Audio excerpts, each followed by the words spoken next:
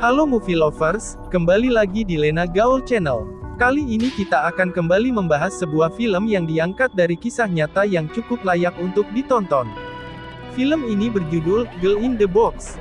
Gak perlu berlama-lama lagi, mari langsung kita lihat alurnya. Colleen Stan adalah seorang gadis muda yang hendak berkunjung ke rumah temannya yang sedang berulang tahun di California. Karena ingin mandiri, Colleen menolak uang pemberian ayahnya untuk naik bus, dan memilih menumpang mobil yang lewat di jalan. Setelah menunggu lama, akhirnya sebuah mobil yang berisi sepasang suami istri memberinya tumpangan. Pasangan tersebut bernama Cameron dan Janice Hooker. Di tengah perjalanan, Cameron mengajak Colleen untuk singgah sebentar di sebuah taman wisata gua es yang tidak jauh dari jalan raya. Colleen yang awalnya ragu, akhirnya setuju. Mobil pun akhirnya keluar dari jalan raya dan memasuki jalanan yang sepi. Saat Colleen memandang keadaan sekeliling, Cameron menodongkan pisaunya ke leher Colleen. Colleen yang ketakutan hanya bisa menuruti perkataan Cameron. Setelah diborgol mata dan mulut Colleen ditutup, lalu kepala Colleen dimasukkan ke dalam sebuah kotak kayu yang sudah disiapkan Cameron. Saat tiba di rumah Cameron dan Janice, Colleen kemudian diikat dan digantung di ruang bawah tanah. Semua pakaian Colleen dilepas dan lalu dicambuk beberapa kali hingga Colleen menangis kesakitan. Melihat kondisi Colleen membuat Cameron yang memiliki hasrat seks yang menyimpang merasakan kenikmatan tersendiri, ia pun melampiaskan hasratnya pada Janice. Janice sebenarnya tidak menyetujui apa yang terjadi. Namun Cameron terus mempengaruhi Janice sehingga membuat Janice mematuhinya. Cameron mengatasnamakan kebahagiaan keluarganya sebagai alasan untuk membuat Janice percaya. Janice tidak akan digantung dan dicambuk selama Colleen ada, karena ia hanya dijadikan budak bagi mereka. Di rumah, ayah Colleen menerima telepon dari teman Colleen yang mengatakan Colleen belum membayar sewanya selama beberapa bulan. Curiga atas apa yang terjadi, ayah dan ibu Colleen melapor kehilangan Colleen pada polisi. Namun karena usia Colleen yang sudah dewasa, polisi tidak bisa berbuat banyak. Suatu hari Cameron membaca artikel di majalah, ia lalu menyuruh Janice mengetik ulang sebuah pernyataan untuk ditanda tangani. Cameron lalu menyerahkan pernyataan tersebut kepada Colleen dan memaksa Colleen untuk menandatanganinya. Pernyataan yang dikutip dari sebuah sekte sesat yang biasa disebut perusahaan, berisi pernyataan bahwa Colleen bersedia menjadi budak Cameron dan Janice. Jika Colleen lari maka ia dan keluarganya akan diburu oleh perusahaan kemudian dihukum sesuai keinginan perusahaan. Cameron mengatakan bahwa mereka adalah anggota dari perusahaan tersebut. Setelah menandatangani kontrak, Colleen sesekali diperbolehkan keluar dari kotak.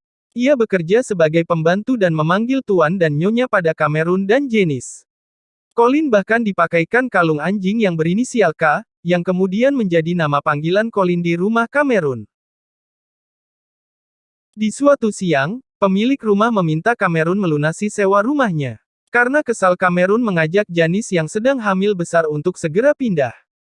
Mereka pun pindah ke sebuah rumah terpencil dan jauh dari tetangga. Di rumah ini Janice melahirkan putrinya tanpa bantuan medis.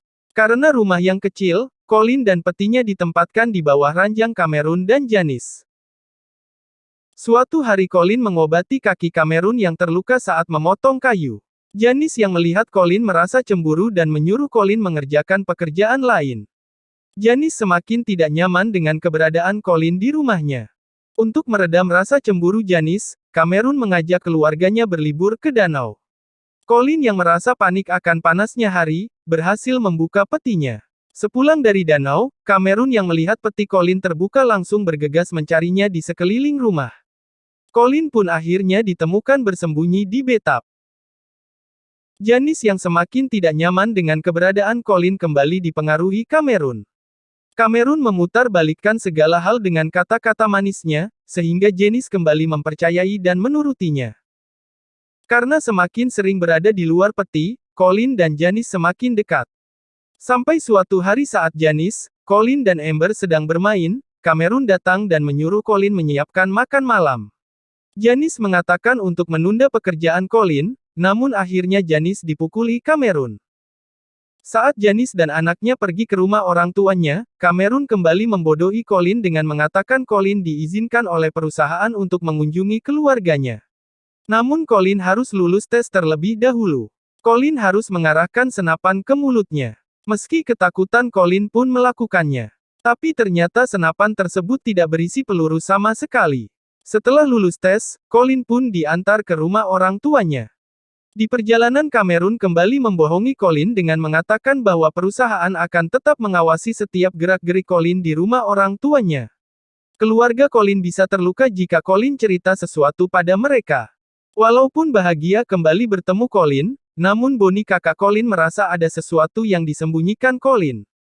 Tapi Colin yang terpengaruh dan percaya dengan setiap perkataan Cameron hanya bisa diam. Di rumah, Janice yang baru kembali dari rumah orang tuanya mendengar pembicaraan Cameron dan Colin di mana Cameron berniat menikahi Colin. Janice marah, terluka dan kecewa. Pagi harinya, Janice memilih kembali ke rumah orang tuanya dan meninggalkan Cameron. Colin mencoba bersikap baik dengan mendekati dan menghibur Cameron, namun Cameron yang marah karena ditinggal istri dan anaknya justru kembali memperlakukan Colin sebagai budaknya. Dengan kondisi tanpa pakaian, Colin kemudian dikurung di ruang bawah tanah. Cameron lalu pergi meninggalkan Colin, mencoba mencari Janice. Karena hujan turun dengan deras, airnya pun masuk ke dalam ruang bawah tanah. Colin yang kedinginan tidak melakukan apapun untuk menyelamatkan dirinya, hingga akhirnya Janice datang menyelamatkannya. Janice akhirnya menceritakan segala kebenaran yang terjadi, di mana Colin hanyalah korban mereka. Semua yang dikatakan Cameron adalah kebohongan bahkan tentang perusahaan. Mereka tidak pernah menjadi anggota perusahaan. Colin yang bingung akhirnya sadar, bahwa selama ini Cameron telah mencuci otaknya. Colin pun meninggalkan Janice dan naik bus kembali ke orang tuanya. Di rumah, Cameron menangisi dirinya karena semua meninggalkannya dan menyadari apa yang akan menimpa dirinya kemudian.